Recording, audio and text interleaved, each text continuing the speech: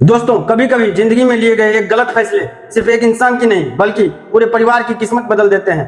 आज की ये सच्ची घटना एक ऐसे रिश्ते की कहानी है जहां भरोसा टूटा, प्यार अंधा हुआ और नतीजा एक खौफनाक हत्या में बदल गया। ऐसी सच्चाई जिसे जानकर आप भी हैरान हो जाएंगे।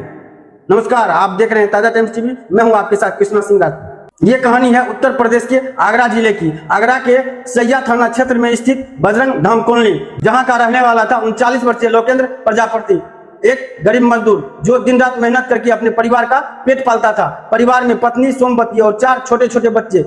सब कुछ संवन चल रहा था, लेकिन 1 अप्रैल 2026 का दिन इस परिवार की जिंदगी बदलने वाला था। 1 अप्रैल 2026 सुबह 11 बजे लोकेंद्र किसी काम से घर से निकला, लेकिन वो फिर कभी वापस नहीं लौटा। शाम तक इंतजार, बार बार कॉल, लेकिन फोन स्विच ऑफ। घबराई पत्नी सोमवती अपने देवर शिवचरण को खबर देती है। तलाश शुरू होती है, लेकिन कोई सुराग नहीं। आखिरकार उसी रात सैया थाना में गुमशुदगी दर्ज होती है। 2 अप्रैल अगली सुबह गांव के बाहर खेत में एक जली हुई लाश मिलती है। चेहरा पहचान से बाहर होता है, लेकिन हाथ पर बना टेटू खोल देता है राज। ये कोई और नहीं, खुद लोकेंद्र की लाश थी। पत्नी सोमवती बच्चों के साथ पहुंचती है और जोर जोर से रोने लगती है। अब मैं बच्चों को कैसे पालूंगी? पूरा गांव भावुक हो जाता है। लेकिन कहानी यहीं खत्म नहीं होती। यहीं से शुरू होती है असली जंग।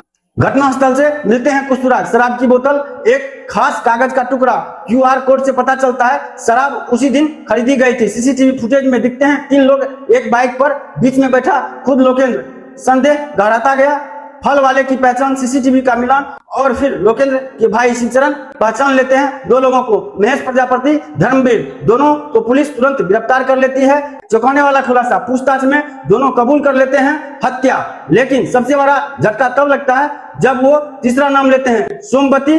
सच सामने आता है। दरअसल महेश और सोमवती के बीच चल रहा था अवैध संबंध। जब लोकेंद्र को शक हुआ, उसने नजर रखना शुरू किया और यहीं से प्लान बना उसे रास्ते से हटाने का। हत्या की साजिश।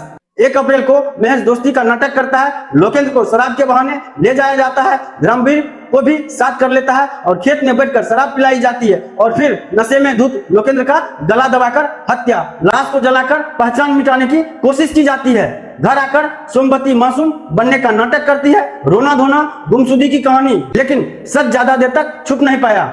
तीनों आरोपी गिरफ्तार, कोर्ट में पेश और जेल भेज दिए जाते हैं। सबसे बड़ा सवाल, इन सब में उन 4 मासूम बच्चों की क्या गलती थी? पिता की मौत, मां जेल में और बचपन बिखर गया। दोस्तों, यह कहानी सिर्फ एक क्राइम स्टोरी नहीं, यह एक सबक है कि गलत फैसले कभी भी सही अंजाम तक नहीं पहुंचते। देखते रहिए ताजा टाइम टीवी। सावधान रहिए, सुरक्षित रहिए, अपना और अपनों का ख्याल रखिए। जय हिंद।